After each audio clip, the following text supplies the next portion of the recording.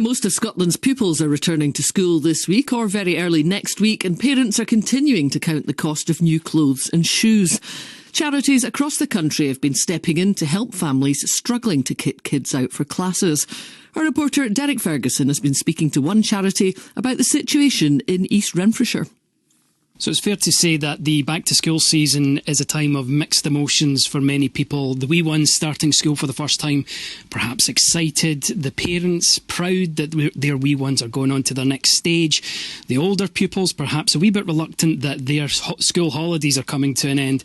And the parents everywhere trying to make sure that their kids are kitted out appropriately for getting back to lessons. Now, I'm down here at the Back-to-School Bank in East Renfrewshire speaking to Sandra Douglas. She started this initiative here. Sandra, tell us a bit about what you do. We supply brand new school uniforms to children who live in quite severe poverty and hardship. The brand new initiative, it's an ethos that we have, that everybody should go to school looking and feeling just the same as everybody else does. What have the last couple of weeks been like for you? You've said you've been run off your feet. Completely mad. I mean, the last 6 weeks. In the 6 weeks when the children stopped school at the end of last term, and running right up until yesterday when they all started back again, we do half of everything we do for the whole year in that 6 week period, because obviously it's a full school uniform. We're here all year round, and we always provide whatever people need, because sometimes through the year they just need catch-ups of trousers or new shoes or whatever, because children grow. I mean, that's the good thing. You know, there's a school uniform grant available, and that covers quite well for children going back to school. But after that, for the rest of the year, if people don't have money to buy replacement items, that's the problem we have. But yes, those 6 weeks period, and especially those last couple of days, Monday and Tuesday this week, was completely manic. Just to give the listener an idea and paint a picture, we're absolutely surrounded by jumpers of all different colours and trousers and shirts, all sorts of stuff in here. What are people coming to you looking for? At this point, they're hoping to get a full school uniform. It was an interesting thing this year because we worked through a referral system. We don't know all the children are anonymous to us. And it was interesting, the agencies coming to us asking for help.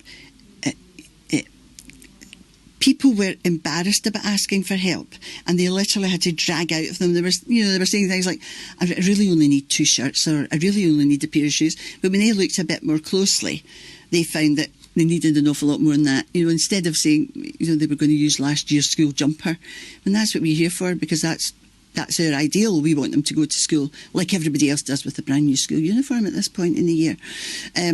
So we did have a lot on Tuesday. There's always a last minute gasp. There's always that panic at the last minute. And we work with social workers who call into people's homes, and they found, even on Tuesday, that poor folks were sitting there and they haven't got their uniform yet, and they didn't know what to do. So they were phoning up. Now, every year's like that on that last day before they go back to school, and we get phone calls, maybe 2 or 3 of a panic, something panicking.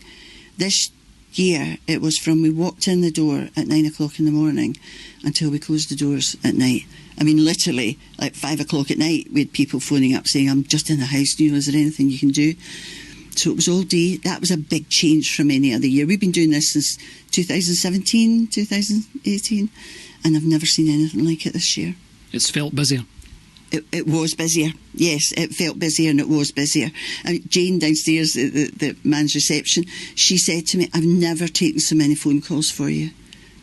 And all this time she's been here, I've never taken so many phone calls. Because people were phoning in. We get emails. That's the difference on Tuesday. We get emailed in referrals. We have a referral form. People send in a referral form.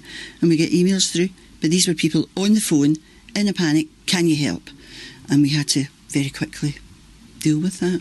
So for people hearing this who want to help, who are inspired to help what you do, how can they help? It's interesting just now that we could do with more back-to-school banks in Glasgow in particular. It's a huge area. If anybody would like to think of starting up a back to school bank just to help out in nearby areas, that would be fantastic. Come to me. I mean, all of the back to school banks across Scotland, we all have our own systems to work with. We ain't a franchise. We'll just tell you how you do it, and off you go and do your own thing. If anybody would like to donate to any of the back to school banks, that is always such a huge help, because although we've got all the stock in here, you might not think it looking at it, but we don't always have exactly what people are looking for. If they're looking for a green jumper or, navy blue trousers, and you might not have those in that size.